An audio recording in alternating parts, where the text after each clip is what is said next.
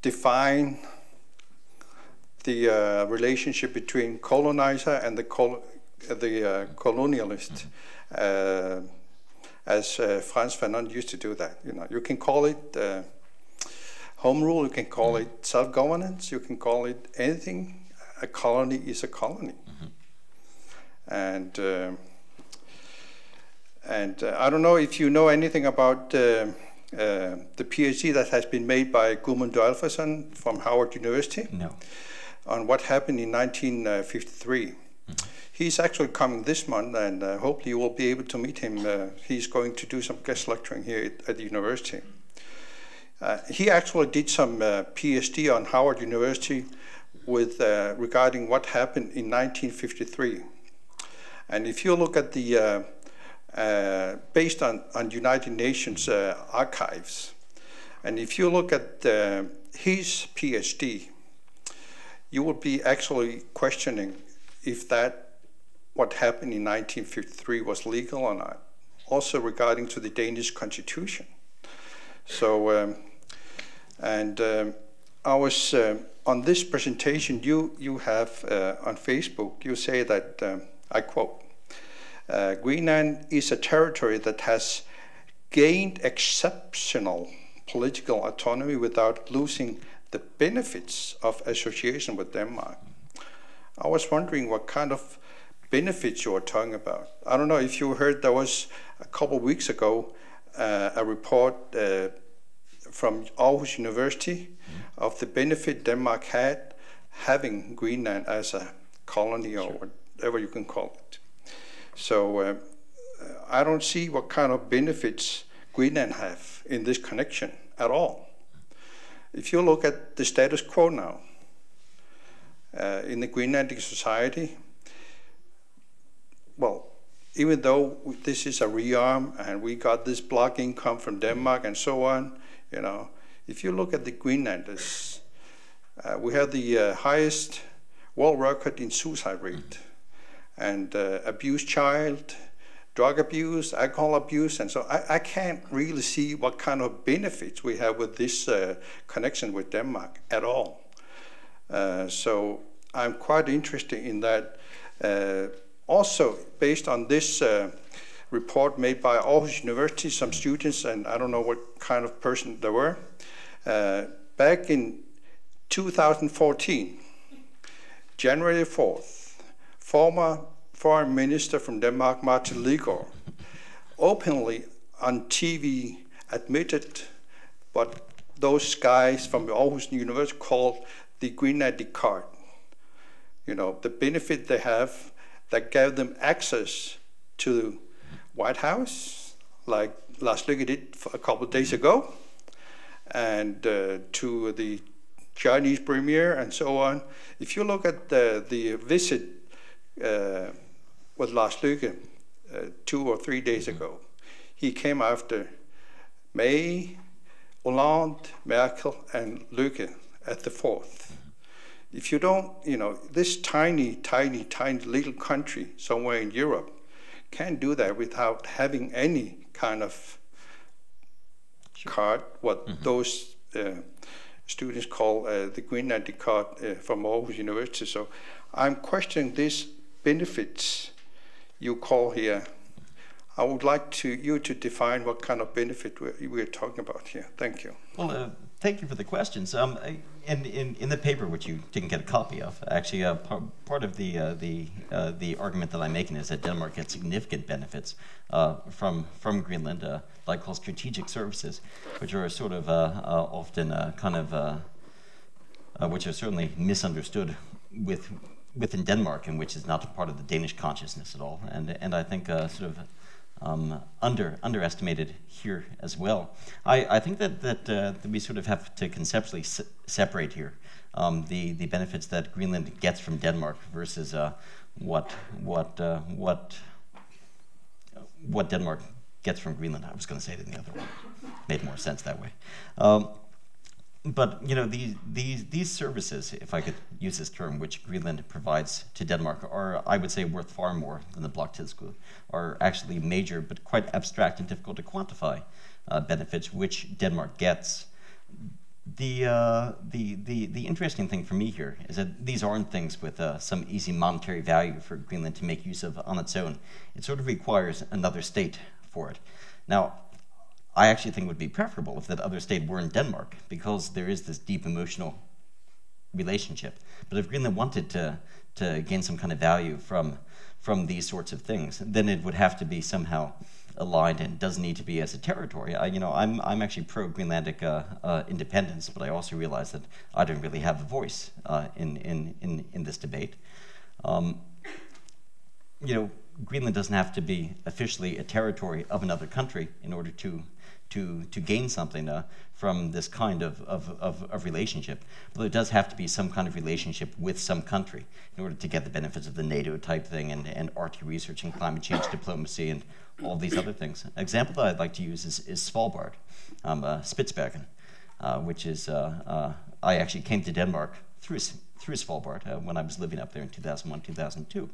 And this is a place which no one's been able to find an economic use for in the past 100 years. I think people realized 100 years ago that you just couldn't make money from Svalbard. But that hasn't stopped many, many countries from investing diplomatically in an awful lot of money, especially Norway and Russia, and having some kind of presence there. China has the largest research station in Svalbard now, after Norway. But these aren't things that, let's say, the people of Svalbard could somehow get benefit from themselves. It requires some kind of partnership here. Now, I absolutely agree with you that there's something problematic. That's Denmark in particular, which gets these benefits. That's why I sort of have the idea that that there could be a way of thinking about things in terms of it not just being Denmark. That's a possibility. I don't know if that's satisfactory for you. Maybe. Yes. Hello? Hi. Weird box. It works. Yeah, I want to ask you your particular view about a question.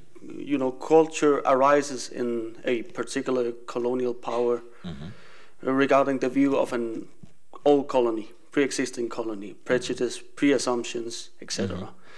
What tends to happen, in your view, to these particular countries regarding several hundred years of history about an old colony?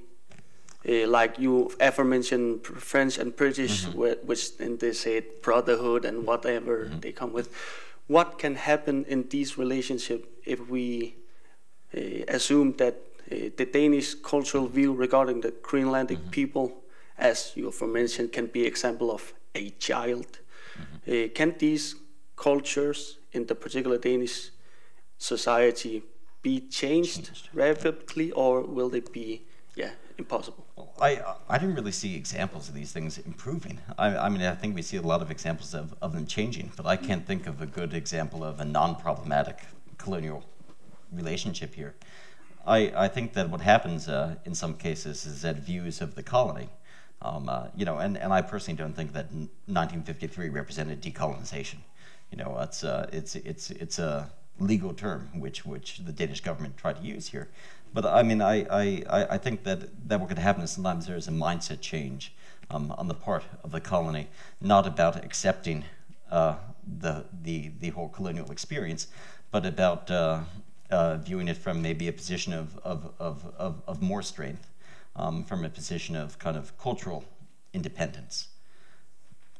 If that makes any sense there. And I know I unfortunately can't think of any situations in which these things get better. I think you look at the situations with Australia and New Zealand, two places which were settler colonies, of course, where people came, not always willingly, and settled. And now they've taken over many of the colonial roles that the British used to have, as the British withdrew from the Pacific Ocean.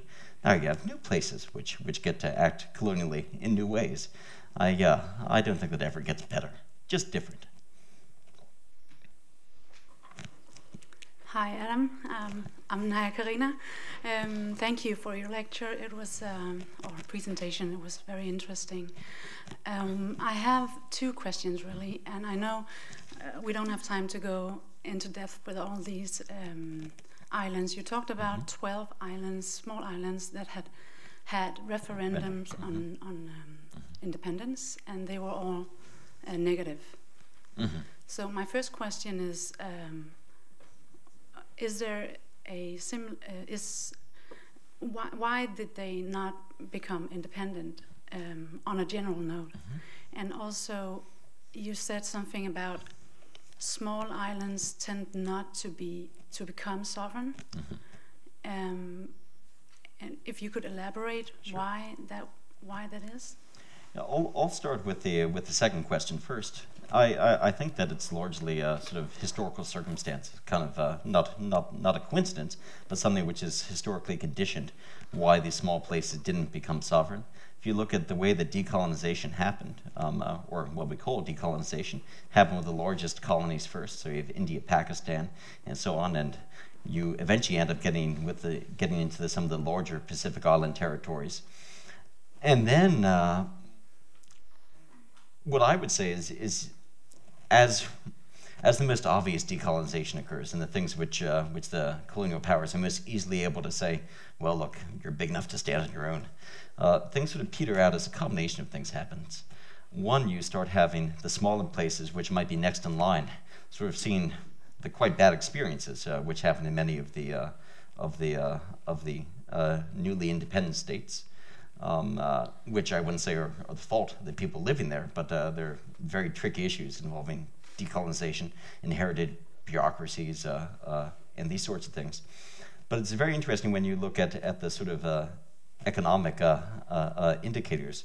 The recent research is showing that the places which are currently non-sovereign small island territories actually had an economic advantage even prior to the decolonization process starting, which suggests that they had some kind of closer economic ties which gave them benefits, economic benefits, maybe in exchange for these sorts of strategic services from the colonial power.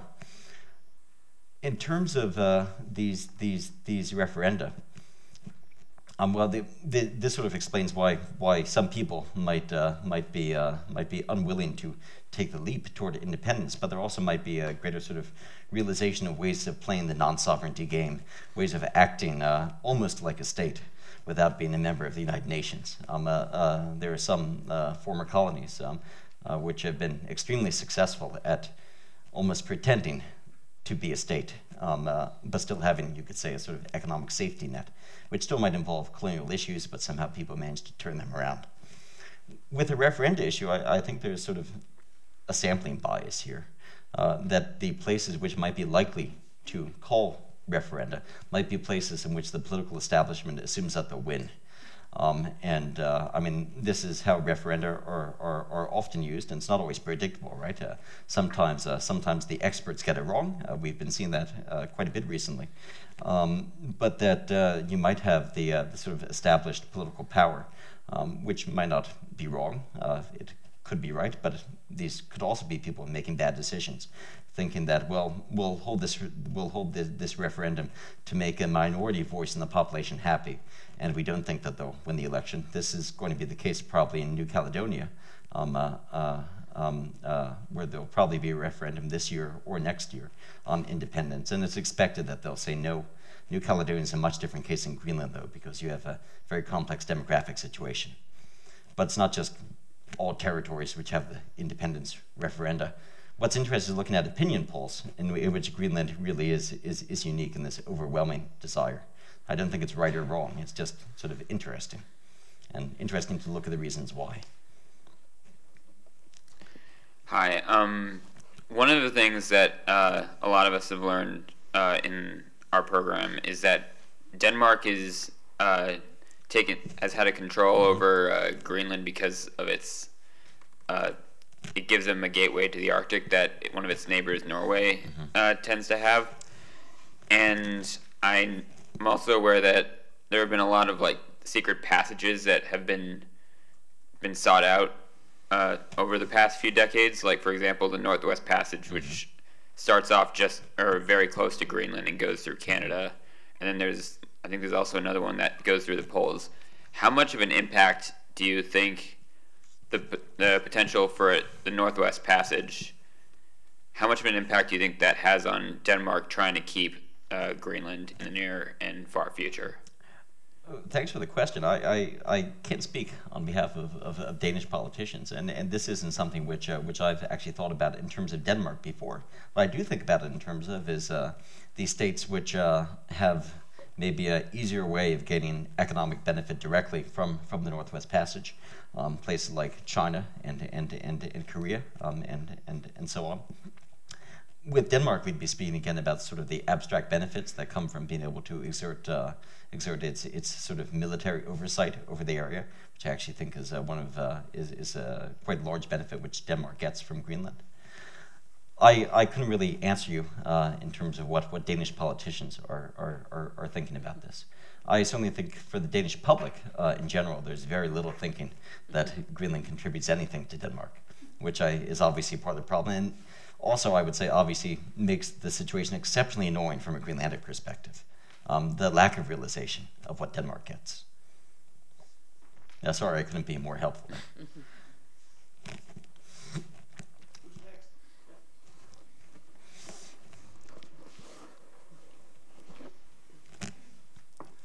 Yes, thank you for the lecture. It was very interesting. I was wondering about these other small communities you mentioned that are, we could say, internally sovereign. You know, they are nearly sovereign, but not entirely. But they don't want to become independent, you said. I've been wondering how they compare with Greenland in other aspects. For instance, when I think about Greenland, the thing that strikes me is that it's a country that has a clear majority population, which is different from that of the colonial power, and at least until recently, that was it was very much like that. Greenland is moving to becoming more multi-ethnic. But until recently, it was basically a Greenlandic majority and then a Danish minority. And also, it's an area that's quite distantly located from the colonial power. And this is exacerbated even more by the Arctic presence, which makes it even harder to get there. So I was thinking about how these other island communities compare with Greenland in that respect. To contextualize my question, I would say I imagine many of the other island communities you've looked at, they would be Caribbean islands or South Pacific islands. Well, that's where the most islands, but yeah. Yes. Yeah. And while I'm no expert on these areas, I get the impression that they have a different kind of population in the sense that they are very multi-ethnic, and also the people who live there, they'll often be newcomers themselves, either the descendants of colonialists or maybe they are slaves who have been brought to the island or something like that. I don't know, have you considered these other aspects? Or if you haven't considered it, could you just on the fly give a sort of a comparison between Greenland and those other islands? Yeah, thanks for the question, which is a fantastic question, because it is sort of an obvious question here. Now, I have to make clear, I'm not the one who's done the primary economic research. I have to thank other people for that. They're actually thanked in the slides. Now, you do have some places like the Isle of Man and Jersey and Guernsey, which sort of, you could say, boost the statistics, or even a place like Åland, which is of a different ethnicity than Finland, but not quite in the same way as we're talking about here, right? But primarily, these are places which they might not be monocultures, but the places with the most ethnic diversity of this order, the former colonies, are often the ones which actually became sovereign. I think about Fiji as being a great example. The huge number of imported Indian laborers, which caused all sorts of political problems later on, determining who has a voice in all of this. But most of the former slave colonies in the Caribbean are very heavily populated by the descendants of slaves, who of course displaced people who were there before, although it's not exactly their fault. In the Pacific, if I'm thinking of these sorts of examples, often because they were the very smallest of these colonial territories, the places which haven't become independent, they're usually not the places in the Pacific which had plantation style economies. So they were often strategic outposts, places like Niue or Tokelau, both of which have under 1,500 people, are both practically independent states. Depending on who you ask, they might be independent states, and they're fairly ethnically homogeneous, you could say. I don't think that the statistics are really being changed by this, or if they are being changed, it's actually more likely to be in such a manner that you could say helps the sovereign states. But there's no clear causality here, which, as I mentioned before, the recent research is showing that these non-sovereign places today had some kind of economic advantage over the current sovereign places before the current sovereign places became sovereign. So there's something more complex going on. I'm in more of my home territory speaking about this, I'm afraid. But thank you for the question. Yeah, and thank you for the answer.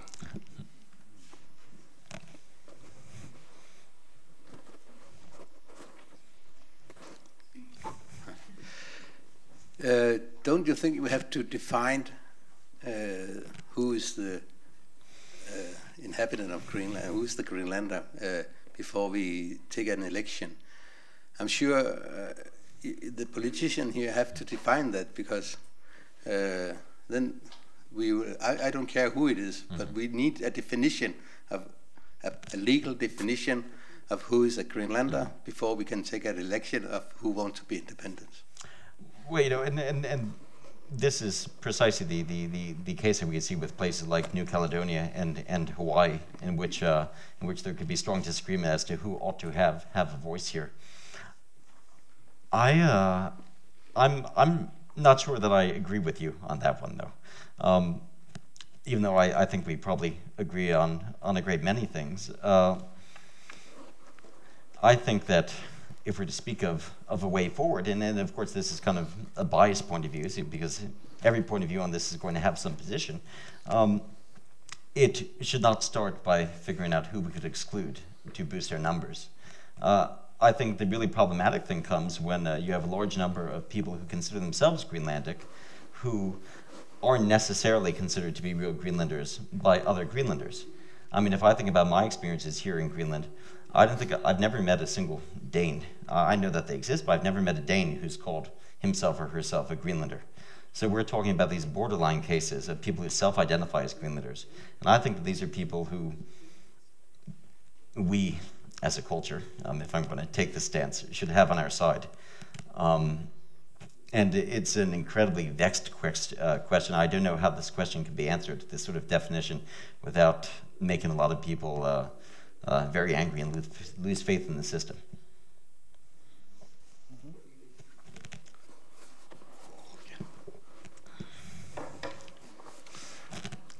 I like to use another quote saying, independence is not the goal itself. It is a good tool you use to achieve your goals. So I have that in my mind. I'm actually one of those 3 members of the parliament that came with the bill for the parliament saying that we should create this constitution committee that is on the process right now. And it is actually also something that we should have in mind, that Denmark as a state has ratified the United Nations Resolution 1514, saying that any colony has 3 choices: independence, free association. You mentioned some of the island group that has this free association in the, I think it's... with New Zealand. Yeah. And status quo, or to be enrolled into the mother country. And we never got this opportunity back in 1953. Even though there was a Danish law professor at Ross who advised the Danish government to tell the Greenlandic people that they have those three choices they have to choose. Another thing is that at that time, back in 1953, there was the Landsråd. They have no legal right, and they have no mandate from the people of Greenland to decide whether we should be a part of Denmark or not. So there's a lot of things that have this Professor Gudmund Dalfersen has been make a PhD of. So just more comment than more than question. If I could briefly say, I certainly didn't intend to be defending Denmark in any of this, because I actually don't think that there's good excuses necessarily for things that happen. I'm willing to feel that a lot of people thought it was probably the right thing to do, but that doesn't mean that it was the right thing to do. But I think that the key in these things, my personal feeling is that once one starts looking at various legal terms and what the UN says about various things, almost playing on the level of the enemy. In this case, it's almost playing according to the terms of the sovereign state that it's been the colonizer. I think that the way forward, in my personal opinion, doesn't involve trying to think about what the Danes would do or what the Danes have done, but thinking about what Greenland wants to do. I know that's a pretty meaningless expression, but it sounded good at the time. Hey, thanks a lot for your lecture. I have to say I'm a little bit more towards public health and psychology. So I was wondering, is there any place in your paper or in your studies where it's about like more intergenerational trauma?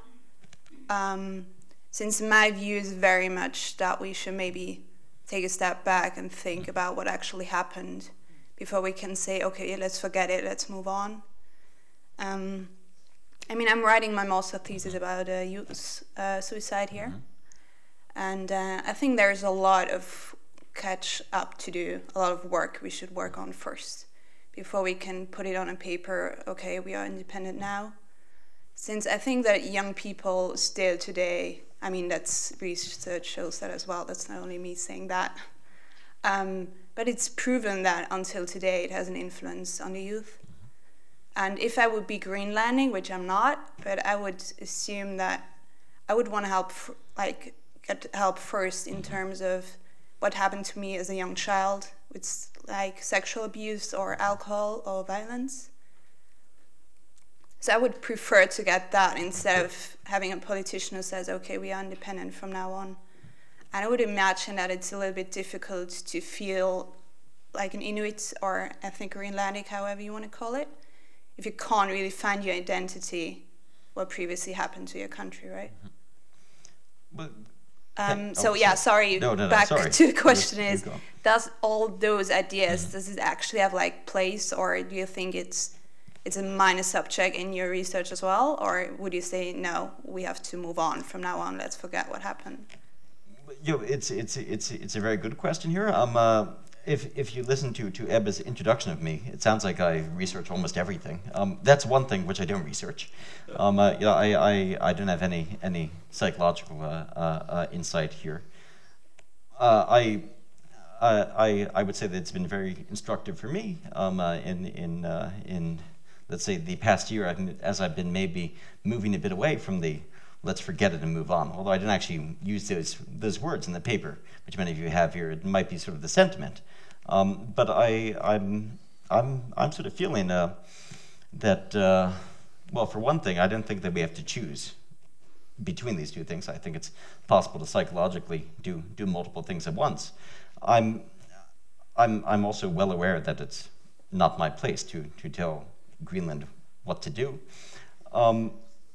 I think that part of the argument for independence, if I could put words in other people's mouths, would be that this might be one way of actually dealing with trauma. But as I say, I'm not the closest I come to this is reading Frantz Fanon. So I'm not actually an expert in any way on that subject.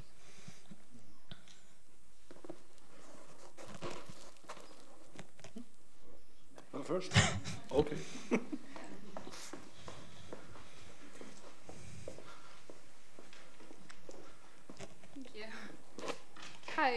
Thank you again for your lecture. I was wondering if you could talk at all about the impacts of colonialism on the natural resources and their exploitation or protection. Is it the case that you see kind of globally where indigenous people are held to almost like a higher, or expected to be held to a higher moral standard in terms of their treatment of the environment that they live in? Do you see that at all? Yeah, I'm absolutely with you on this one, and it's another thing which one of many things I've been meaning to do some more research into. I think we see the discussion with Greenland in particular, that maybe Greenland could become some kind of nature preserve, and so on. That the Arctic is the whole world's heritage. And I think this is an argument which is often used by people who've destroyed their own environments and then decide, well, here's an environment that's not really being used, or it's not being used by us, certainly not being used by anyone who has any power. So let's try to claim their environment as our heritage. I think it's a massive problem of neo-colonial processes. And we also see in one of the great tragedies of decolonization, I think, is the country of Nauru. I don't know how many of you here know about it, but it's a very, very small island, about 10,000 inhabitants, which had spectacular mineral reserves of phosphate, and decided to become independent. And independence doesn't mean that you're not exploited by the colonizer. Through Australian mining companies and so on, Nauru was very briefly the richest country per capita in the world, and ends up having now one of the very worst social combined economic issues in the world. I think it's very easy when you're dealing with the indigenous people with their spiritual connection to nature to sort of play it both ways. Maybe just a further elaboration on the question, which you said, your own personal view regarding the question whether or not the Greenlanders should define who the Greenlander is. What is the best route to take regarding a population, very fragile population size of around 50,000, where the law as it stands now, which says any Danish citizen can be a Greenlander per definition in 6 months of stay. Since you said you don't agree with the definition that has that needs to be said with who the Greenlander is, what route should we take, or the Greenland take, in your point of view, to the best knowledge of independence? Well, thanks for that. It's a perfectly valid question here. I'd say that on the one hand, based on, well, it gets tricky. I'm thinking about the HS Analyse opinion poll, which certainly shows a breakdown of desire for independence based on certain conditions. If it's simply about people who want independence in general, there's no risk of Danes outvoting Greenlanders, of course. But if we could foresee some kind of tight vote, it's an incredibly vexed issue, and I think that Hawaii is actually a great example of the danger, maybe, of trying to make determinations based on indigeneity.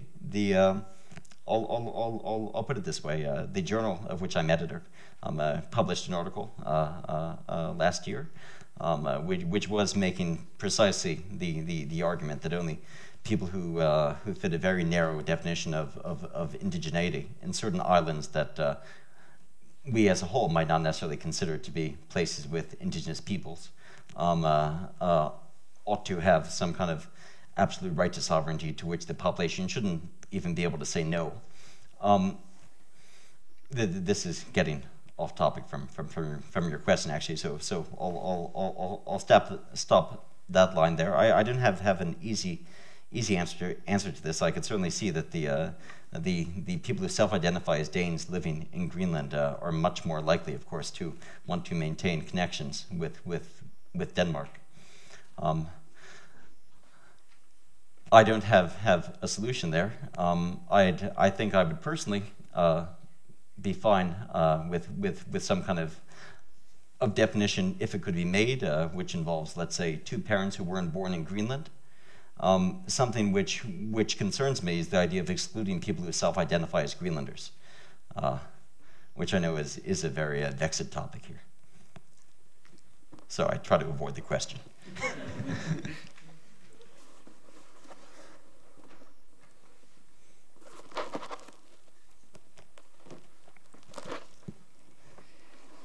Thank you, first of all, for your talk. I found it very refreshing to have someone speak about this subject. For what I recall, I haven't experienced someone talking about these issues before. And for you coming in, not being a Dane, not being a Greenlander, it's so refreshing to hear your point of view, so thank you for that. And it's also kind of courageous, I think. Or foolish.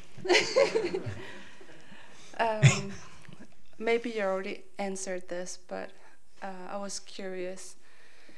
Do you think that decolonization can happen in the mind before gaining independence, or do you believe that you have to, like there's no other way than getting independence and then somehow working your way up? Thanks for the question. I personally think that it's a mental thing, because we can see a lot of places which gained independence, which I would not consider to be decolonized, within the sort of scholarship, if we're talking about academics using their foolish academic words. There's been a movement sort of to speaking about decoloniality or decolonial thinking. These ways of trying to separate our definition of the colonial process from the actual status of a jurisdiction, from these political connections. I think that it's about the mind. Sort of explains the wording which I used in my description of this talk, where we have independence. Some kind of political independence doesn't necessarily mean an end to some kind of to these colonial processes. Thank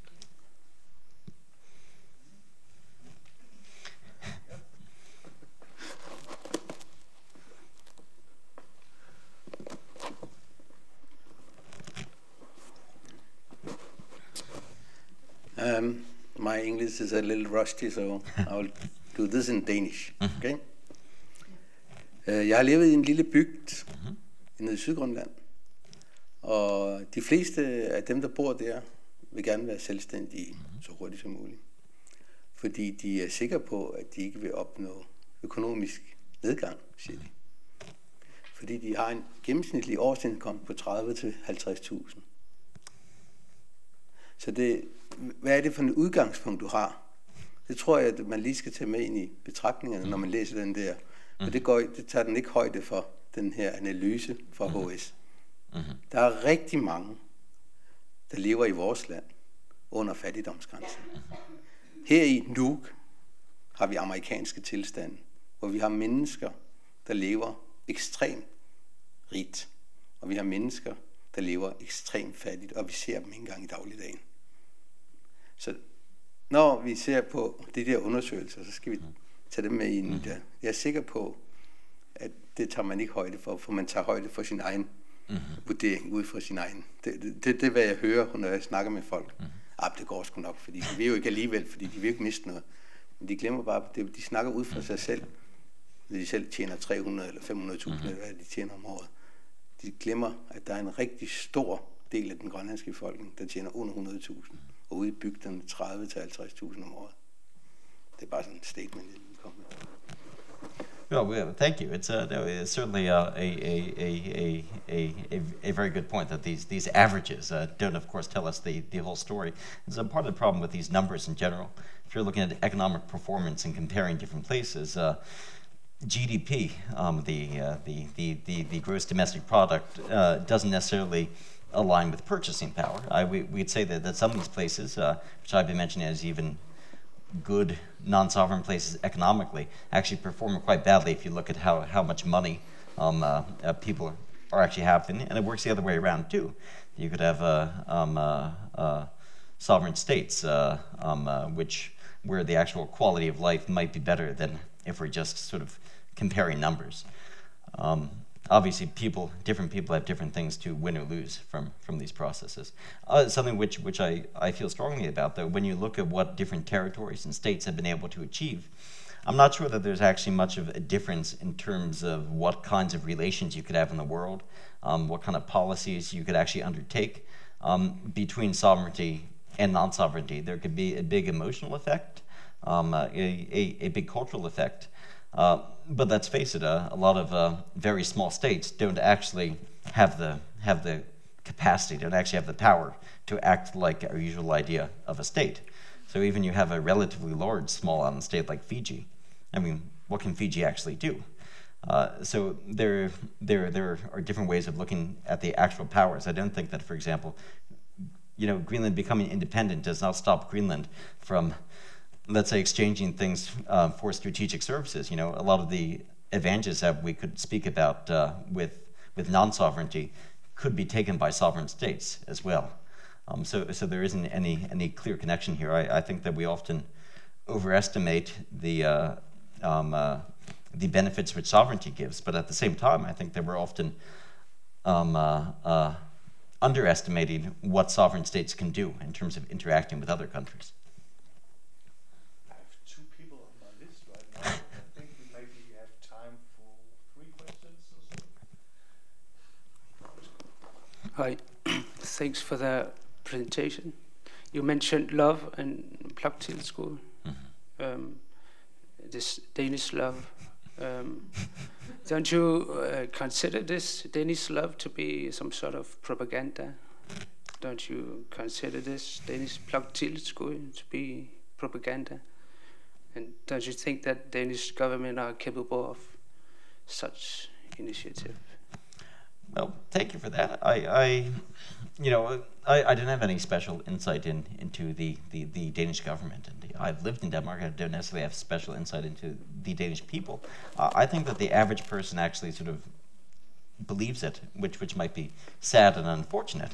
But I do think that there's this idea of the kærlighed til Greenland, which exists.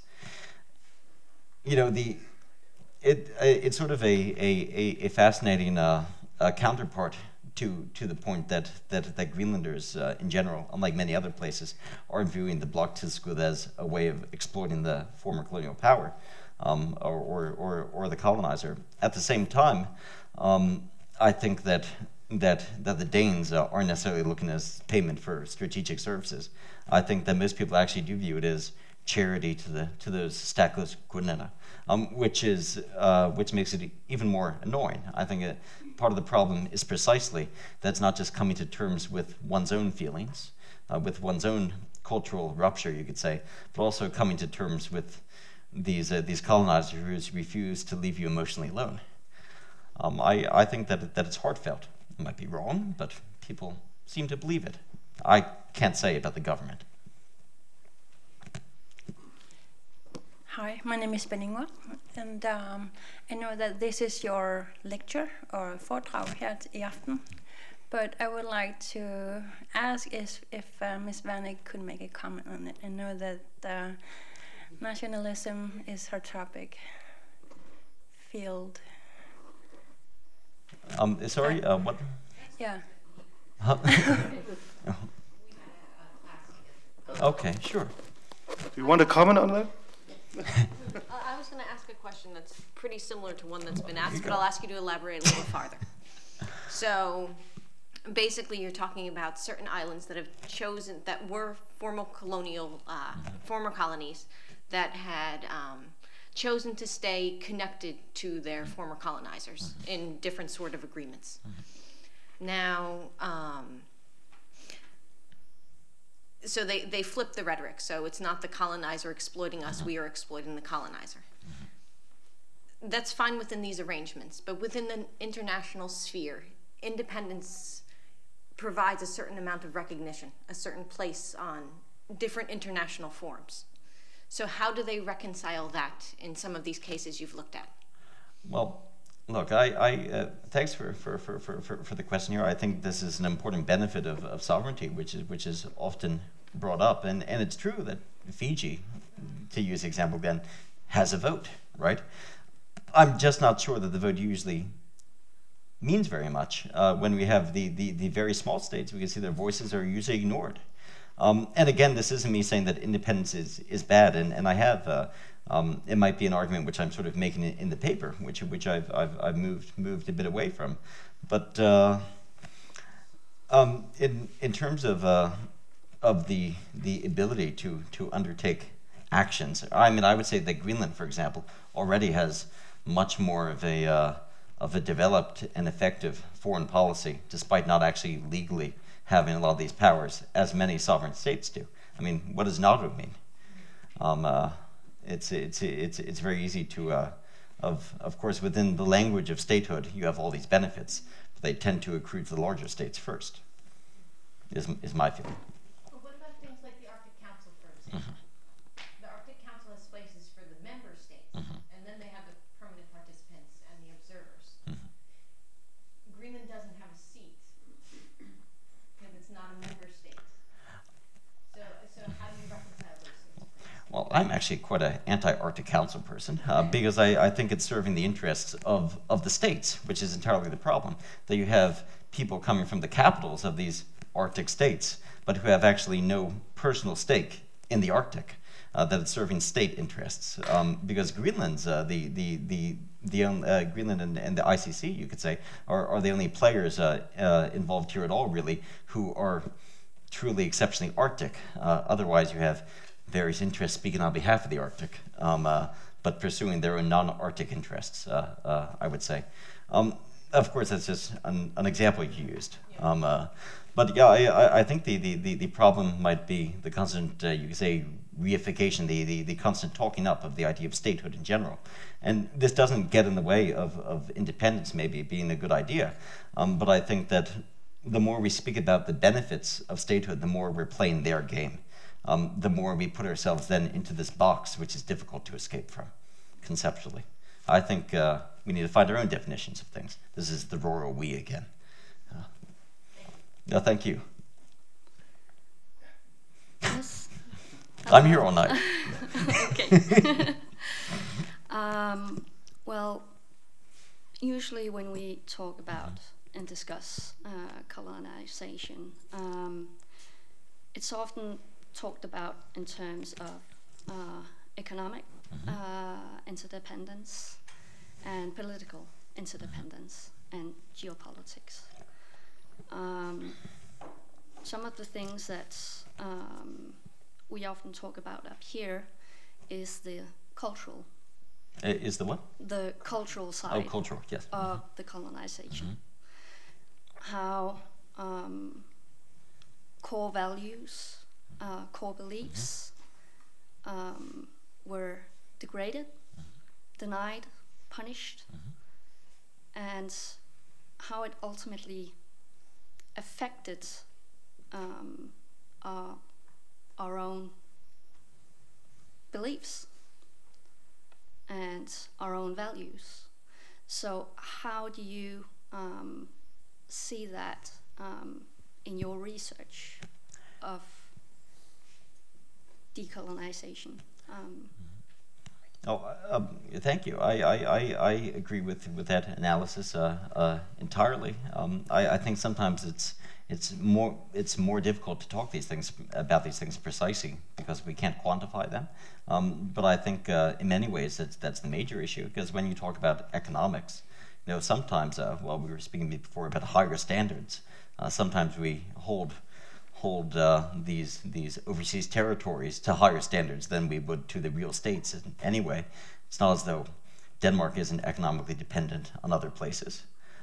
So I think that the cultural issue is the key issue here, and even in terms of the economics, because it influences the way that we look at economy. Of course, the flip side to that is that there's no easy way of fixing cultural rupture.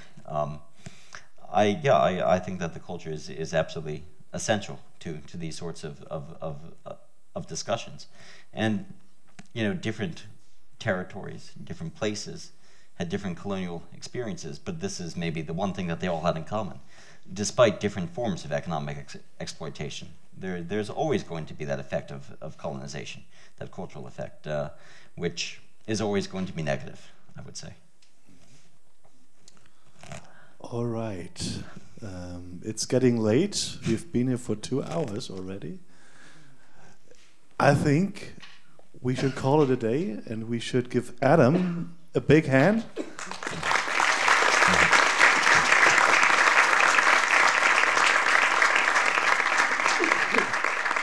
thank you for discussing these extraordinarily important issues with us, and thank you for taking part in this lively discussion, and thank you for your question. And remember, all this is on YouTube if you want to see it again with pictures. Of Donald I think Trump Donald Trump will be in the background all the time, actually. No, all right.